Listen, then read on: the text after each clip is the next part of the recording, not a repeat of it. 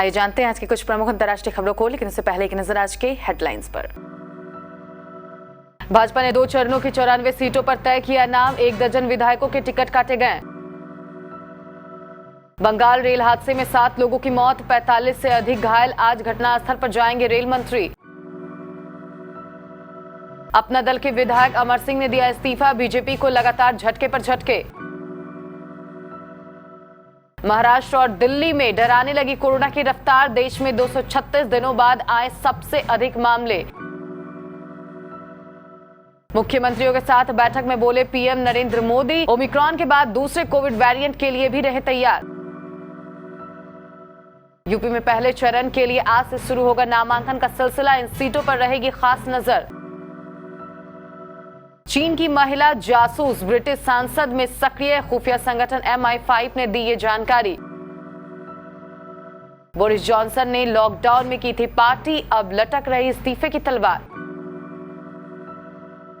सबरीमाला मंदिर दर्शन करने पहुंचे अजय देवगन, 41 दिनों तक की करेंगे कड़ी साधना। और ऋषभ पंत ने ऐसी बैटिंग की मानो दुश्मन को उसकी गली में पिट रहे हो। भाजपा केंद्रीय चुनाव समिति की बृहस्पतिवार को हुई बैठक में शुरुआती 3 चरणों से जुड़ी 172 सीटों पर 3.5 घंटे की मैराथन चर्चा हुई।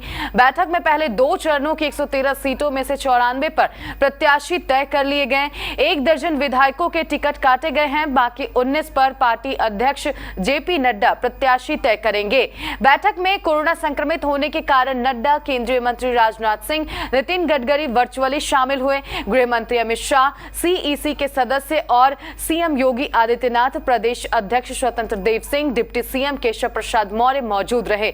पीएम नरेंद्र मोदी ने भी वर्चुअली हिस्सा लिया। पश्चिम बंगाल के जलपाईगुड़ी जिले में गुरुवार को बीकानेर गुवाहाटी एक्सप्रेस ट्रेन के 12 डिब्बे पटरी से उतर गए और कुछ डब्बे पलट गए। इस हादसे में कम से कम 7 यात्रियों की मौत हो गई है और 45 से अधिक लोग घायल हो गए हैं। रेलवे अधिकारियों के अनुसार 6 डब्बे बुरी तरह से क्षतिग्रस्त हुए हैं। दुर्घटना के समय ट्रेन में 1053 यात्री सवार थे। दुर्घटना स्थल गुवाहाटी से 360 किलोमीटर से अधिक दूरी पर है। रेल हादसे को लेकर प्रधानमंत्री नरेंद्र मोदी ने रेल मंत्री अश्विनी वैष्णव से बात कर स्थिति का जायजा लिया। प्रधानमंत्री मोदी ने हादसे पर ट्वीट में लिखा, रेल मंत्री अश्विनी वैष्णव से बात कर पश्चिम बंगाल में हुए ट्रेन हादसे के मद्देनजर स्थिति का जायजा लिया। उत्तर प्रदेश विधानसभा चुनाव के ऐलान के बाद से इस्तीफे की झड़ी लगना शुरू हो चुकी है। यूपी सरकार में मंत्री रहे स्वामी प्रसाद मौर्य से शुरू हुआ सिलसिला अब अपना दल के विधायक चौधरी अमर सिंह तक आ पहुंचा है। भारतीय जनता पार्टी को गुरुवार को झटका देते हुए उनके सहयोगी दल के विधायक अमर सिंह ने कहा कि वो समाजवादी पार्टी ज्वाइन करेंगे। अपना दल विधायक चौधरी अमर सिंह का कहना है कि उन्होंने इस्तीफा दिया है। बीते 24 घंटे में देश में 2,47,417 कोरोना संक्रमित के नए मामले सामने आए हैं। इतनी बड़ी संख्या में मामले 236 दिन बाद आए हैं। इस मामले में ओमिक्रॉन के 5,488 मामले शामिल हैं। वहीं सक्रिय मामले बढ़कर 11,17,531 हो गए हैं, जो 216 दिन बाद में अधिक है। नए मामलों को मिलाकर अब तक कुल 3,63,17,927 लोग कोरोना से संक्रमित हो चुके हैं। कई राज्यों में संक्रमण की रफ्तार डराने वाली है। खास तौर पर महाराष्ट्र और दिल्ली में बड़ी संख्या में कोरोना मरीज पाए जा रहे हैं। प्रधानमंत्री नरेंद्र मोदी ने गुरुवार को देश की वर्तमान कोविड-19 स्थिति का जायजा लेने के लिए सभी राज्यों और केंद्र शासित प्रदेशों के मुख्यमंत्रियों के साथ बातचीत की। इस साल मुख्यमंत्री के साथ पीएम मोदी की यह पहली मुलाकात है। इससे पहले पीएम मोदी ने स्वास्थ्य मंत्रालय के अधिकारियों के साथ बातचीत की और उनसे चल रहे टीकाकरण अभियान को मजबूत करने को कहा। मुख्यमंत्रियों के साथ बैठक के दौरान पीएम मोदी ने कहा कि ओमिक्रॉन के बाद दूसरे कोविड वेरिएंट के लिए भी तैयार रहें। उत्तर प्रदेश विधानसभा चुनाव के पहले चरण के लिए अधिसूचना आज जारी होगी और साथ ही नामांकन दाखिल करने का सिलसिला भी शुरू हो जाएगा।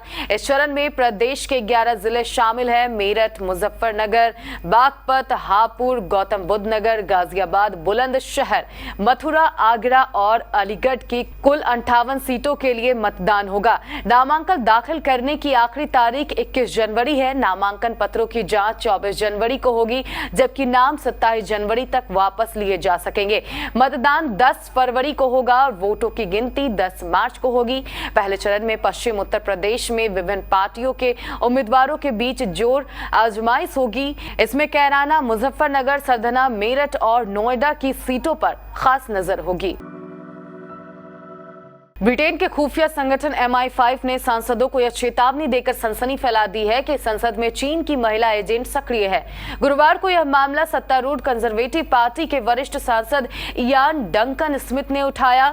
उन्हें चीन का कटु आलोचक भी माना जाता है। उन्होंने यह बात MI5 के प्रमुख द्वारा हाउस ऑफ कॉमन्स के स्पीकर सर लिंसडे हाइल को लिखे पत्र का हवाला देते हुए कहा। डंकन स्मिथ ने अक्सर चीन के सिंजियांग प्रांत में हो रहे उइगर मुसलमानों के उत्पीड़न का मसला उठाते रहते हैं, इसलिए चीन ने उन पर प्रतिबंध लगा दिया है। स्मिथ ने कहा कि यह चीन एजेंट का एक सांसद के साथ कार्य कर रही है और वो संसद के कामकाज में सक्रिय रूप से योगदान दे रही है। यह ब्रिटिश संसद के लिए गंभीर चिंता का विषय है।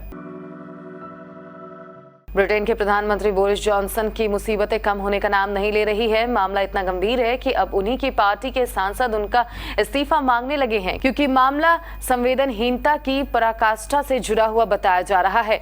बीते साल कोरोना लॉकडाउन के दौरान अपने डाउनिंग हाउस आवास के गार्डन में पार्टी की खबरों को लेकर बढ़ती नाराजगी के बीच बुधवार को जॉनसन ने हाउस ऑफ कॉमन्स में माफी भी मांगी है।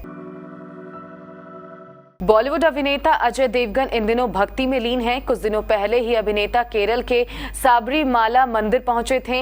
यहां पर अभिनेता ने भगवान अयप्पा की पूजा अर्चना की। अजय देवगन यहां पर काले कपड़ों में देखे गए थे। उनके लुक ने हर किसी का ध्यान अपनी ओर खींच लिया था, क्योंकि फैंस को लग रहा था कि अजय देवगन का ये लुक उनकी अपकमिंग फिल्म का है।